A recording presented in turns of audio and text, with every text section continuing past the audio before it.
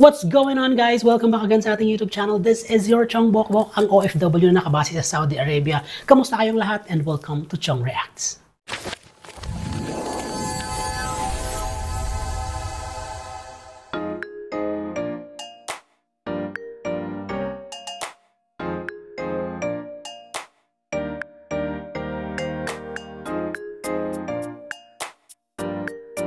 For today's reaction vlog mga chong, panonoorin naman natin at tinareactan ang last performance ng TNT Kids Season 2 Semifinals. At ito nga sila Joshua at si Dayan. At isa to sa mga paborito ni Vice Ganda si Joshua. At si Dayan naman, isa to sa mga semifinalists na sumisipol, na nagwi-whistle siya kasi idol niya si Elaine Duran at saka si Morissette Amon. Hindi ko lang sure kung may relation siya kay Elaine Duran kasi siya si Dayan Duran. Alam ko ang last name niya ay Duran din, kaya siguro it runs from the blood, no? Kaya naman simulan na natin to, but of course mga chong, if you are new in this channel, don't forget to like, share and subscribe and click the notification bell para likeing updated sa mga videos ni Chong Bokbok. Kaya naman tara na, simulan na natin tong battle head to head ng ating dalawang semi-finalist na si Joshua at si Dayan. Let's do this. Ang KD semi-finalist mula sa Malabon City, Joshua. Oh, okay. So, Sarah G to. Ano ba title na ito? Isa pang araw. Akala ko hindi na darating ang panahon, naliliwanag ang daang nasisilay. Ang ganda ng low notes niya, no? Libo-libong taong nangangarap, binigyan mo ako ng pagkakataon. Nice low notes. Kung mababago ang landas na tatahakin ko, ikaw pa rin ang hanap Naiiyak na yung nanay niya. ng puso ko.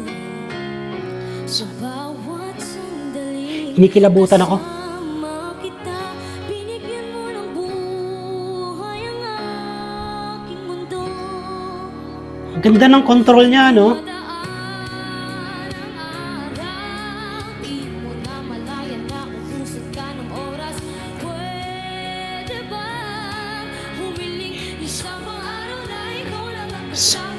Kulang na kulang ang panahon, di sapat ang meron tayo ngayon.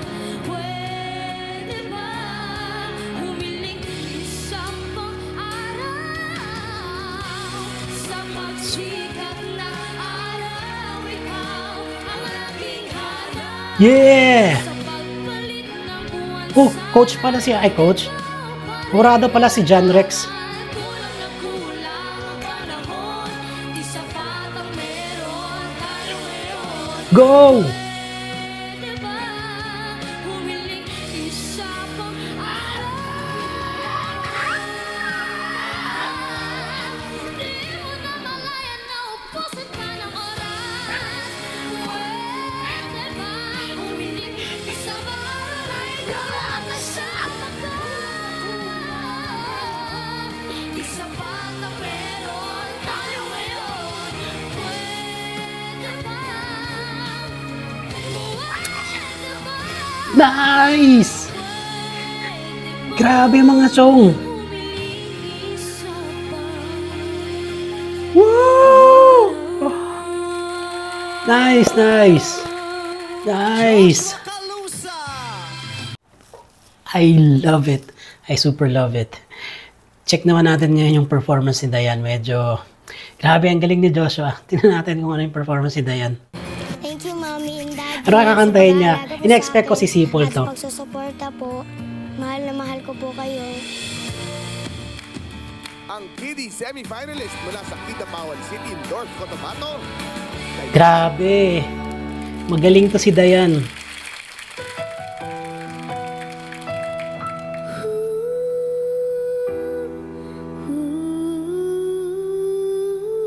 Anong song to?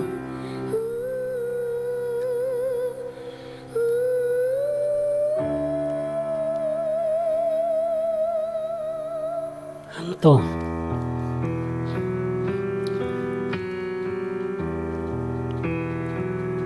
At sa gabi Okay. Anak. ang iyong nanay Ba't dyan sa kagad nag-start? wala ng gatas mo. Sa bridge ka agad, ano? At sa umaga na may talong ka ng iyong ama, tuwang-tuwa sa'yo.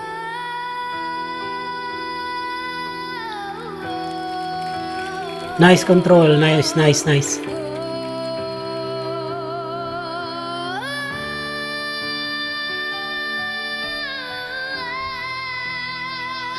My God! Ngayon na'y malaki ka na, nais Whew! maging My God! di man sila payag, walang magagawa.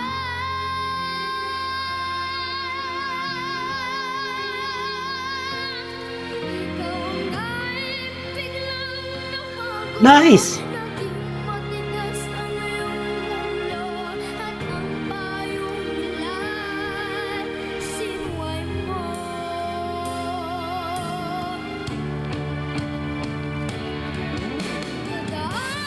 Ah. Woo!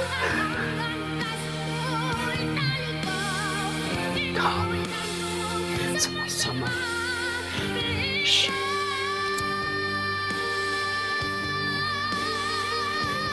Oh my God! Grabe!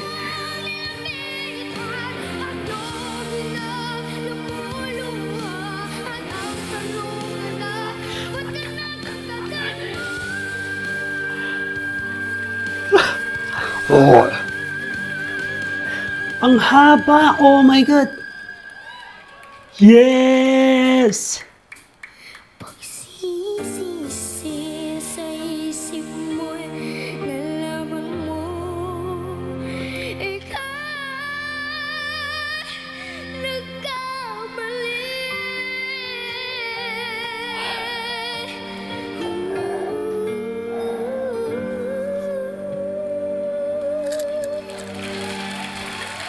Diane Grace Duran. Oh my God! Ayan, Grace Duran. Ayan nga iniisip ko, baka meron silang, parang related siguro sila ni Elaine Duran. No? Let me just say na napakaganda ng performance ng dalawa. Si Joshua, alam mo, talo niya yung mga, yung mga TNT contenders dati na kumanta ng isang araw. Ano bang title nun? Isa pang araw ni Sarah G. Kasi yung low notes ni Joshua was superb talaga. Ang ganda ng low notes niya. Rinig na rinig mo at hindi sumasayad. Yung mga iba na kumakanta nitong isa pang araw ni Sarah G. Nahihirapan sila dun sa umpisa yun. Intro niya, yung pinaka first stanza niya, sumasadsad lahat ng mga kumakanta nito. Pero si Joshua, minani niya yon. And then yung highlights niya, as it was expected, ganun na ganun talaga yung pagkakanta ni Sarah G. No? At saka naabot niya lahat. Napakaganda ng pagkakakanta nito. Siguro ang edge lang na nangyari kay Dayan. Kay Dayan puro highlights, wala siyang sinayang na oras. Lahat hinighlights niya. Kaya nga nagtaka ako, ba't dito kagad siya nagsimula? Kasi hinighlights niya kagad after niya magpakita ng intro niya na adlib niya lang, 'di ba? Adlib niya yung intro eh. Yung mga ganon, 'di ba? Binigyan niya tayo ng highlights na pataas hanggang sa dulo nag-whistle na siya. Na ipakita naisip ko si Elaine eh. Na ipakita ni Dayan yung kakayahan ng kanyang vocal cords, kanyang vocal ability na maximize niya sa oras na binigay sa kanya. Kay Joshua, I love his performance. Siguro yun nga ang edge lang talaga is parang kinanta ni Joshua yung song ng isa pang araw it was expected na ganun yung pagkakanta. Siguro, na-arrange siya ng konti, na bago ng konti. Kasi parang kung ano yung pagkakanta ni Sarah G, parang feeling ko, yun din yung pagkaka-arrange. Kaya sana, na-arrange siya, na bago ng konti. Hindi naman binago ng lahat, no? Pero nabago ng konti. Kay Dayan, napakaganda. Talagang from the start hanggang dulo, hindi ako naputol yung connection ko. Hindi nawala yung attention ko sa kanya. At habang tumatagal ng tumatagal, parang feeling ko, exciting, papunta na tayo sa exciting part. Parang gano'n. And then, yung last note na whistle na sobrang haba. Grabe, ang galing. Alam mo, yung pagkapayat niya, pagkapitit niya, pagkaliit niya, grabe yung vocal power niya, di ba? I will go to Dayan, na hindi ibig sabihin hindi magaling si Joshua, no? Magaling si Joshua, wala siyang flat, wala siyang mali sa performance niya. Lahat niya na-hit niya, lahat ng nota na-hit niya. Si Dayan lang kasi medyo nagpakita ng minaximize niya yung kanyang oras. Siguro kung magkakaroon kung tama ako na si Dayan ang nanalo dito, siguro sana bumalik si Joshua. Kung hindi man sa TNT Kids ulit, kung kung overage na siya, punta siya sa The Voice Kids or The Voice Teens, kasi napakagaling ni Joshua.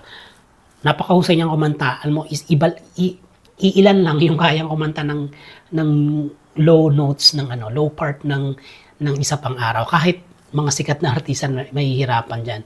Achieve ni Joshua. Kay Dayan naman, wala napangangalang ako sa kanya, ang galing niya talaga. Kaya for me, it's Dayan's performance yung nag-shine for today. Hopefully, pagkaroon ulit ng wild card, rest back ang TNT Kids Season 2 para lahat ng mga deserve na mapunta ng Grand Finals makapag-perform ulit, kasi parang feeling ko hindi masyadong maganda yung mangyayaring huling tapatan kung hindi mo mapupunta ulit doon. Hindi mo mapabalik yung mga sobrang magagaling din na hindi sila pinalad nitong semifinalist.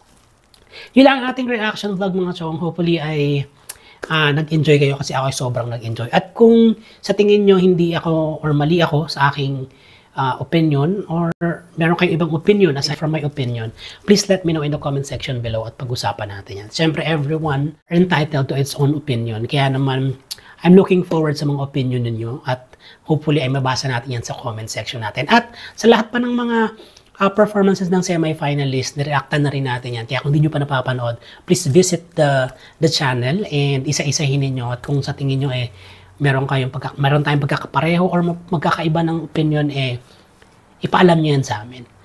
So dito na nagtatapos ang ating reaction vlog, mga chong. Hopefully ay makita-kita ulit tayo sa mga susunod pa nating reaction vlog. At excited ako sa Grand Finals. Ayan.